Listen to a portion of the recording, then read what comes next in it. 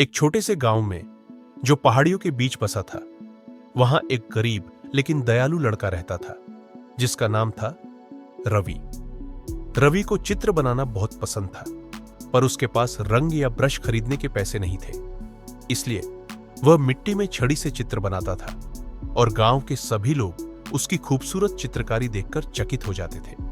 एक दिन जब रवि जंगल में चल रहा था तो उसने एक पुराना जर्जर पेंट ब्रश देखा जो एक पेड़ के नीचे पड़ा था। वह साधारण दिख रहा था, लेकिन उसमें कुछ खास था। रवि ने उसे उठाया और उसके हाथ में एक अजीब सी गर्माहट महसूस हुई। उत्सुक होकर उसने इसे आजमाने का निर्णय लिया। रवि गांव लौट आया और ब्रश को पानी के बर्तन में डुबो दिया। वह एकमात्र चीज जो उसे मिली। उसकी आश्चर्य की सीमा नहीं रही जब उसने ब्रश को जमीन पर रखा और चमकदार रंग दिखाई दिए।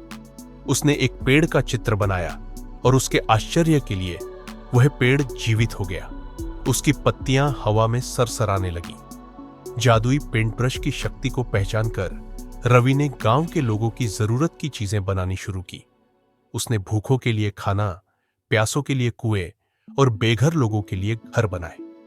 गांव के लोग खुश हो गए और उन्होंने रवि की उदारता की प्रशंसा की।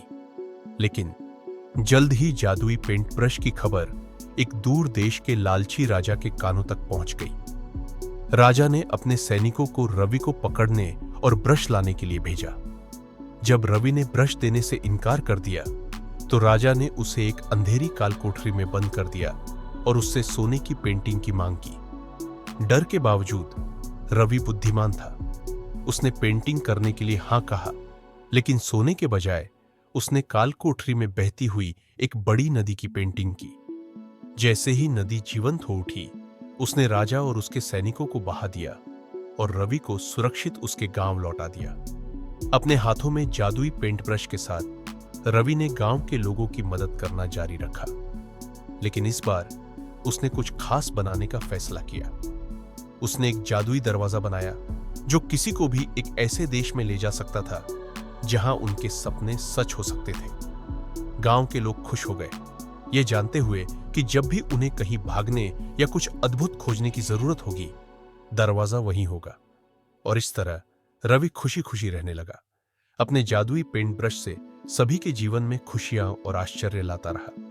गांव के लोग, छोटे और बड़े, उसके चारों ओर इकट्ठा होते, उसकी कहानियां सुनते और उस सुंदर दुनिया की प्रशंसा करते जो उसने चित्रित की थी। दयालु लड़के और उसके जादुई पेंट ब्रश की कहानी पीढ़ी दर पीढ़ी चली, सबको यह याद दिलाते हुए कि सच्चा जादू शक्ति में नहीं, बल्कि दयालुता और उदारता में होता है। अगर आपको ये कहानी पसंद आई हो तो हमारे चैनल को सब्सक्राइब करना न भूलें और ऐसी ही जादुई कहानियों के लिए बेल आइकन दबाएं। हमारे साथ नई कहानियों के सफर में जुड़े। धन्यवाद।